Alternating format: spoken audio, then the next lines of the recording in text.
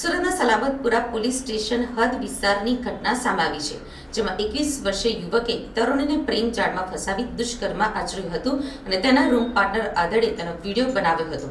આ મામલો સલાબતપુરા પોલીસે બંનેની ધરપકડ કરી કાયદેસરની કાર્યવાહી શરૂ કરી છે. ભાટેના વિસ્તારમાં કારખાનામાં કારીગરો માટે રસોઈ બનાવતી વિધવાની 14 વર્ષીય પુત્રીને 21 વર્ષીય કારીગરે પ્રેમજાળમાં ફસાવી હતી. કારખાને લાવી તરુણી સાથે દુષ્કર્મ કરી આધેડ રૂમ પાર્ટનર પાસે અશ્લીલ હરકત વિડીયો શૂટ કરાવ્યો હતો. જોકે આધેડે તરુણીની માસીને વિડીયો બતાવી વાયરલ કરવાની ધમકી આપતા આ સમગ્ર પ્રકરણ સલાબતપુરા પોલીસ મથકે પહોંચ્યું હતું. પોલીસે બંને હવસખોરોની ધરપકડ કરી હતી.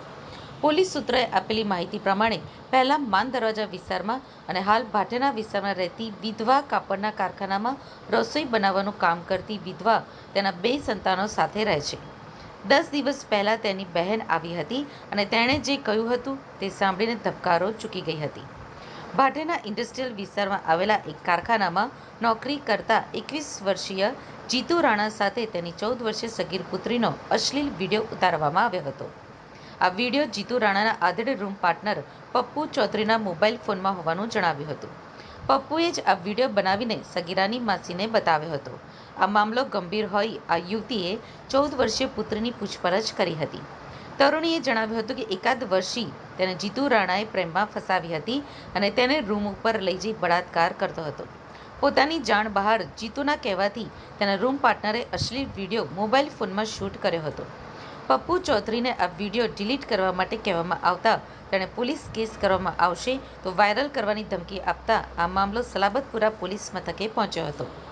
સલાબતપુરા પોલીસે આ બંને હવસખોરો વિરુદ્ધ બળાત્કાર અને પોક્સોની કલમ અંતર્ગત ગુનો નોંધી ધરપકડ કરી હતી. તે સાથે જ બંનેના મોબાઈલ ફોન પણ કબજે લેવાયા હતા.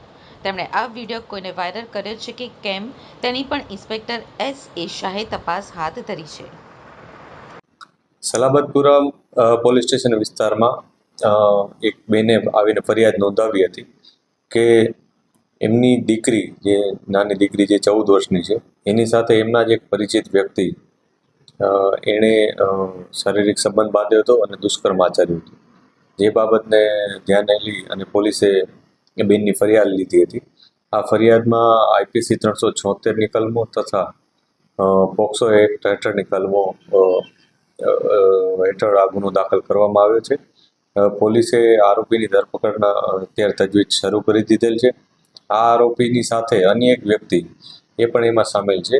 એ વ્યક્તિનો રોલ એ પ્રમાણે હતો કે એણે આ લોકોનું જ્યારે આ જે આરોપી દુષ્કર્મ આચરતો હતો તે વખતનો વિડીયો એણે ઉતારી લીધો હતો અને આ વિડીયો ઉતાર્યા બાદ આરોપી એનો મિત્ર હોવાથી તેણે આ જે ફરિયાદી બેન છે એને ધમકી પણ આપી હતી કે એ જો કોઈ પોલીસમાં ફરિયાદ કરશે તો પોતે આ વિડીયો સોશિયલ મીડિયામાં વાયરલ કરી દેશે.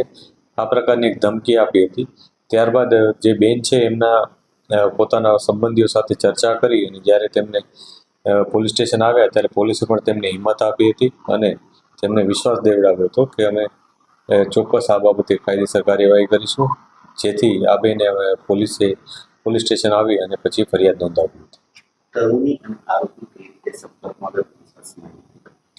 અત્યારે પોલીસે જે પાસે જે ઇન્ફોર્મેશન છે એ મુજબ આ જે આરોપી છે એ જે ફરિયાદી બેન છે એમના સંપર્કમાં પહેલા આવ્યો હતો. ત્યારબાદ એમની જે દીકરી છે એના સંપર્કમાં આવ્યો હતો અને ત્યારબાદ આ દીકરીના સાથે એને સંબંધો બાંધ્યા હતા, મિત્રતા કેળવી હતી અને એના ઉપર દુષ્કર્મ આચર્યું હતું.